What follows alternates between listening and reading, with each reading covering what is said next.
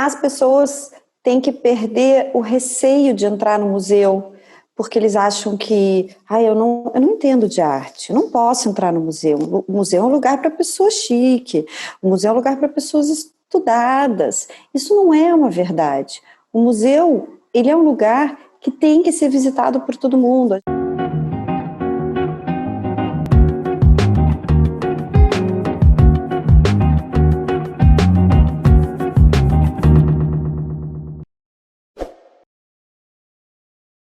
Hoje em dia já melhorou muito no Brasil, né? Esse negócio de levar as escolas nos museus, e as crianças levam isso para casa e acabam criando o desejo dos pais.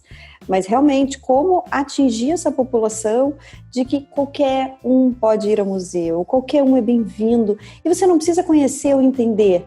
Quanto mais você visitar, mais você vai absorver conhecimento. E você não precisa ser um estudioso ou um conhecedor.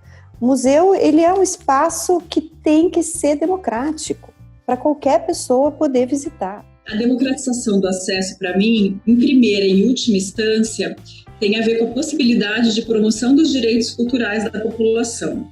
Quando a gente observa algumas pesquisas de público de museus que foram feitas a nível nacional, às vezes até mesmo regional ou institucional, nos museus brasileiros, a gente vê que tem um padrão de perfil de frequentador espontâneo dos museus que é muito específico. São basicamente pessoas jovens, de alta escolaridade e renda. Então, a gente dialoga espontaneamente com uma parcela muito específica e privilegiada da população brasileira.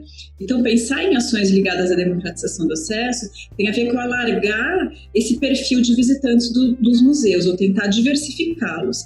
E aí, como a gente pode fazer isso, né? Na verdade, eliminando ou minimizando as barreiras de acesso às nossas instituições. E aí, essas barreiras são inúmeras e muito variadas, desde aquelas ligadas a questões mais tangíveis, físicas ou financeiras, até outras de caráter mais subjetivo e material, como barreiras de caráter cognitivo, de caráter sensorial, de caráter atitudinal ou afetivo e também barreiras culturais.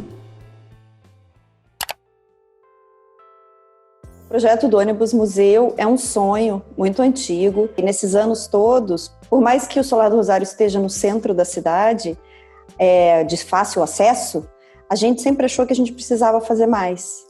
Então a ideia era como levar cultura, como levar arte para fora do centro, para toda a cidade. A gente já foi nas 10 regionais de Curitiba, né? Foi em mais de 90 bairros. Eu acredito que fomos em todos os parques da cidade, praças, festas de comunidade, fora as escolas, né? Já fomos na APAI. Tudo que nos pedem e nós conseguimos encaixar na agenda, a gente leva o ônibus museu. Verdadeiramente ele é um museu, ele é um ônibus, é um ligeirinho adaptado. Então ele tem toda uma parte virtual dentro, mas tem peças de museu.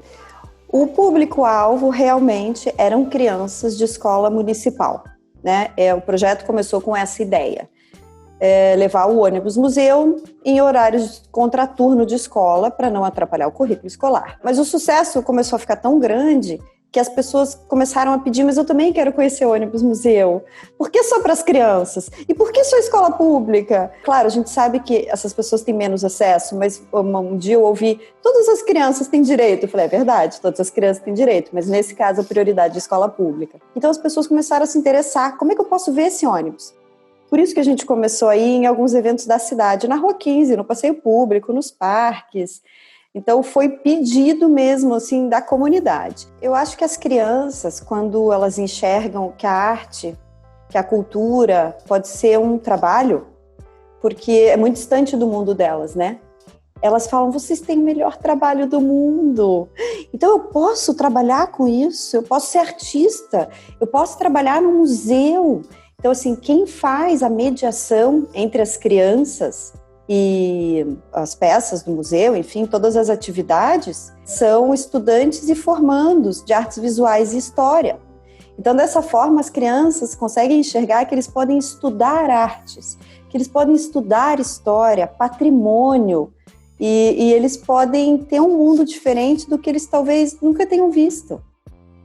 A gente fala muito da história de Curitiba, a formação de Curitiba. A gente tem quebra-cabeça digital, onde eles montam o bairro deles, para eles se situarem na cidade. A gente tem uma parte de arte urbana, para eles entenderem a diferença entre pichação e arte urbana, que é bonito, sim, fazer arte em muro, mas quando autorizado. A gente tem óculos virtuais, que as crianças passeiam pelos museus do mundo. A gente tem 3 tablets. Um visita o MON, que é o Museu Oscar Niemeyer, o outro visita o MUMA, que é o Museu do Portão, e outro visita o Museu Paranaense. Então, a gente tem 3 visitas virtuais em museus de Curitiba. E lá atrás, a gente tem o mini museu, como a gente chama. É um expositor que tem obras de arte do Poti, que tem obras do Rogério Dias, artistas de Curitiba. A gente tem uma gaveta com a coleção de Bala Zequinha.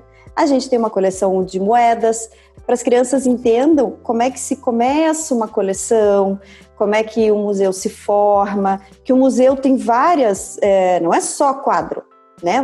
Existem museus de várias áreas.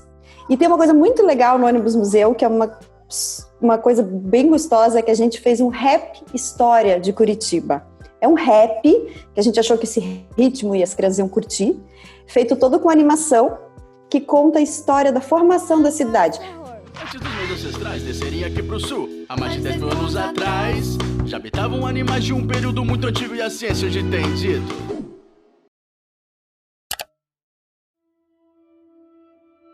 Então, essa ação Extramuros, como o próprio nome diz, ela é uma ação educativa da Pinacoteca, mas que acontece fora do edifício da Pinacoteca. E ela surgiu de um desejo nosso de estreitar as nossas relações, vínculos e ações educativas com um perfil muito específico de população em situação de vulnerabilidade social, que é a população de adultos em situação de rua do entorno do museu. Para quem não conhece a Pinacoteca está numa região central da cidade de São Paulo, uma região que tem muita população em situação de rua. Então, para a gente era muito difícil e incômodo essa descontinuidade entre o que acontecia dentro e fora do museu. Então, é uma tentativa, o objetivo inicial é promover essas pontes, tornar o museu mais permeável a esses grupos e estreitar as relações com esses grupos que são geograficamente próximos a nós, mas socialmente distantes. No caso dessa ação, a gente tem uma parceria com 2 instituições vizinhas à Pinacoteca, que são instituições de assistência social e que trabalham com população em situação de rua do centro. Então, a gente tem essa parceria com elas e organiza oficinas de experimentação plástica semanais. Então, tem uma equipe da Pinacoteca que vai semanalmente para essas 2 instituições e ministra essas oficinas de experimentação plástica. E a cada mês e meio, 2 meses, os grupos fazem visitas educativas às exposições do museu que se relacionem com os temas que eles estão trabalhando nas oficinas. As oficinas, elas dão ênfase às técnicas gráficas e particularmente à xilogravura, que é a gravura em madeira. Por quê? A gente queria, desde o começo, dialogar com os repertórios culturais desses grupos. E como a gente sabe que uma boa parte da população migrante de São Paulo, esteja ela em situação de rua ou não, é de pessoas que vêm de estados do Nordeste. Então, a gente pensou muito nessa relação com a literatura de cordel, com as xilogravuras que tradicionalmente ilustram os folhetos de cordel. E a gente pensou também que a xilogravura é uma linguagem artística que utiliza materiais e ferramentas muito próximas do cotidiano, por exemplo, de alguém que já tivesse trabalhado na construção civil, com marcenaria, com carpintaria. Então, é muito uma tentativa de se aproximar dos repertórios dos educandos, nesse caso. Uma coisa que é importante também dizer da estrutura do projeto é que a cada ano a gente gera alguns produtos materiais. Então, por exemplo, teve ano que a gente já fez exposições na Pinacoteca com resultados dos trabalhos, ou a gente fez exposições itinerantes pelo litoral interior de São Paulo, ou a gente faz publicações com a produção deles, ou publicações de caráter mais avaliativo.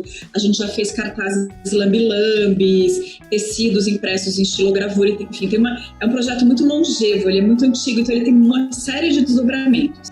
Os resultados que são mais caros para a gente, eles têm a ver com aspectos mais ligados à subjetividade dos participantes, né? Então, por exemplo, aspectos ligados ao seu autofortalecimento pessoal, à sua possibilidade de sociabilização, de expressão, de autoconhecimento, de se sentir mais confiante, de conseguir se organizar para estruturar um novo projeto de vida. Quer dizer, são muito variados os impactos que vai ter em cada uma das pessoas, né? E uma outra questão que eu acho fundamental também é que com essas produções de exposições ou publicações, de alguma maneira, o museu oferece um espaço de escuta e de legitimidade social positiva para esses grupos, que são grupos que são alvos de uma série de estigmas sociais, de uma série de invisibilidade. Então, de alguma maneira, o museu está oferecendo um espaço que é de legitimidade e visibilidade positiva para esses grupos, que eu considero fundamental também como uma função social do museu também, né?